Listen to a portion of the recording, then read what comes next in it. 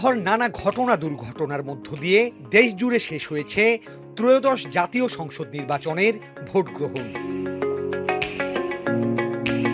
দেশের বিভিন্ন স্থানে বিচ্ছিন্নভাবে কিছু সংঘর্ষ, ককটেল বিস্ফোরণ, জাল ভোটের অভিযোগ ছাড়া মোটামুটি শান্তিপূর্ণভাবেই শেষ হয়েছে ভোট গ্রহণ।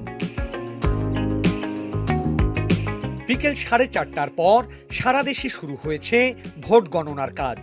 নির্বাচন কমিশন ঘোষণা দিয়েছিল দ্রুততম সময়ের মধ্যে হবে ফলাফল ঘোষণা।